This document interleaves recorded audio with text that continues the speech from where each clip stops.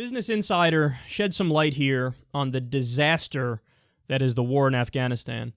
They say early next October, about a month before the presidential election, America will mark a disturbing milestone, the 15-year anniversary of invading Afghanistan.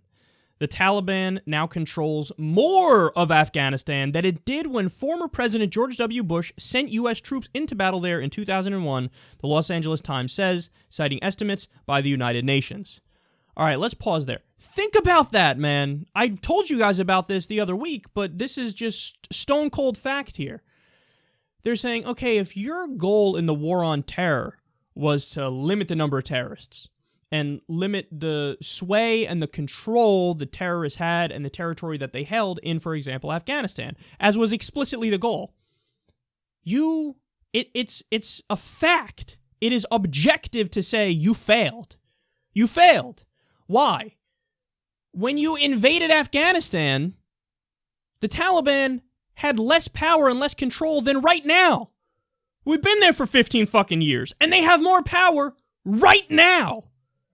So the opposite of what you wanted to happen, happened. You know, again, people say in the entire war on terror, we got to limit the number of terrorists. We got to reduce it to, some people went as far as say we got to eliminate it. We got to defeat it. Well, now there are more terrorists in the world than there were when you started the war on terror. So it's been an abject failure. There's not a question about it. The opposite of what you wanted to happen, happened. That would be like saying in World War II, we got to defeat the Nazis. We got to defeat the Nazis. And then as a result of your actions, 15 years later, there are more Nazis. This is unbelievable, and people don't talk about it. Nobody talks about this. The war in Afghanistan at this place has just become something, I'm not even sure if you talk to some kids in the U.S., or even adults, if you ask them, are we still at war in Afghanistan? I'm not sure they know. They might be like, what are you talking about? We have a war going on. Nobody talks about it. Nobody talks about it.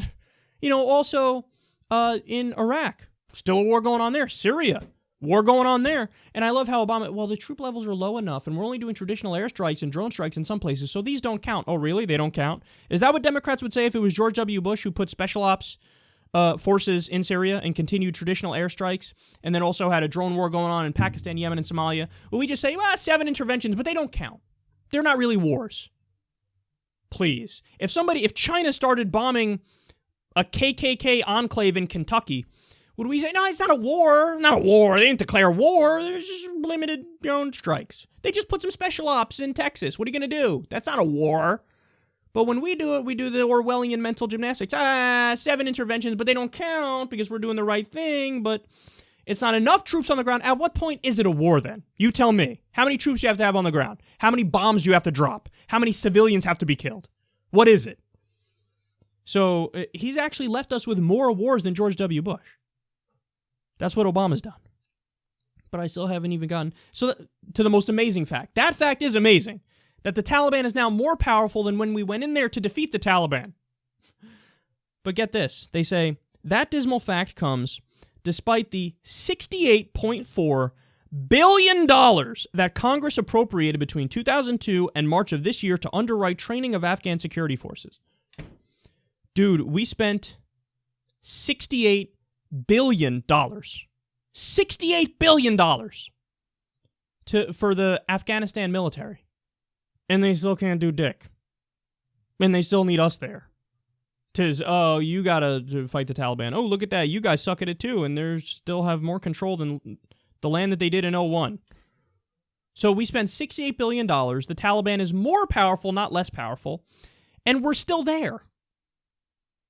That is the biggest waste I've ever seen of $68 billion. By the way, I'm telling you these numbers as if we don't live in a world where, for example, the water in Flint is fucking poisoned. As if we don't live in a world where they literally, didn't they turn the water off or they turned the electricity off or something in Detroit recently? And like, what are you going to do? We can't afford to put it back on. What are we going to do? We don't have the money. We don't have the resources. We live in a world where we have the grade of our infrastructure, according to the Civil Society of Engineers on a report that they release fairly often. They say we get a D. Our infrastructure gets a D.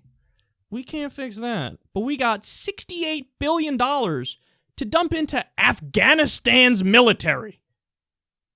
And the Taliban isn't even beaten back. They're more powerful. To call this a failure is a disservice to the word failure. We need a stronger word than failure. I mean, this is a joke. This is a joke. Change you can believe in?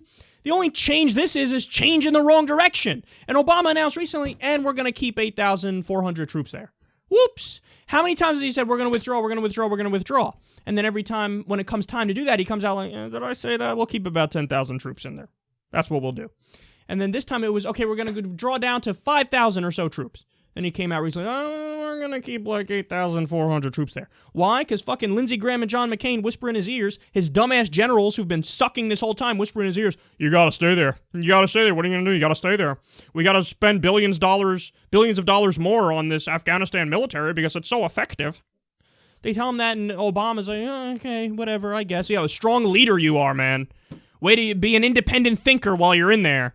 Fucking let Lindsey Graham sway your decisions and dumbass generals. By the way, has there ever been a question ever to a general in the United States where the general has said, you know what? Less war is the answer. Never. That was the problem in Vietnam.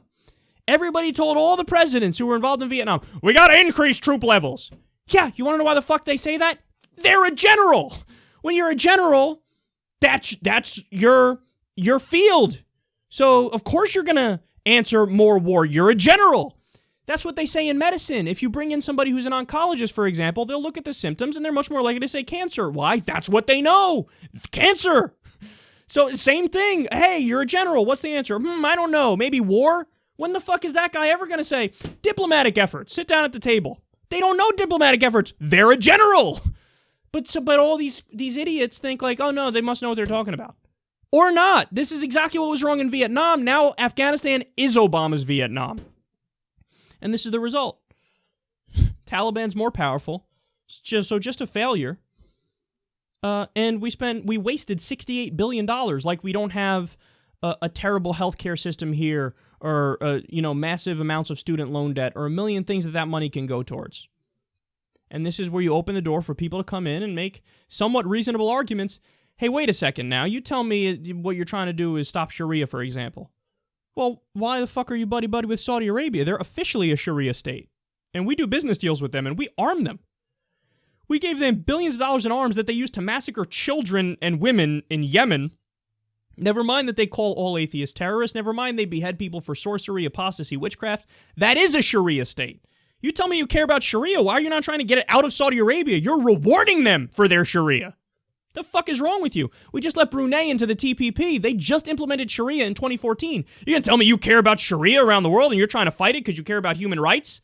Well, you're massively inconsistent, so I don't believe you. So what are your real intentions?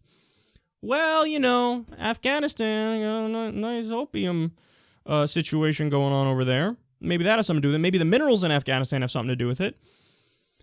Maybe it's got a lot to do with the fact that, hey, we're an empire, man. Empires do what empires do. They care more about the power struggle. They care more about business as usual and staying in control. They care more about this geopolitical chessboard and maintaining this grip on power. They care about the corporatocracy. They care. So it's hard for people to wrap their minds around it, but perhaps the U.S. empire is acting no differently than other empires historically. And all the bullshit fairy tales you were told about how, oh, no, we're only there to care about altruism and human rights and humanitarianism. Well, maybe the evidence points in the other direction. And maybe we're wasting resources that could go towards the people when we spend $68 billion building up a bullshit ragtag military in Afghanistan.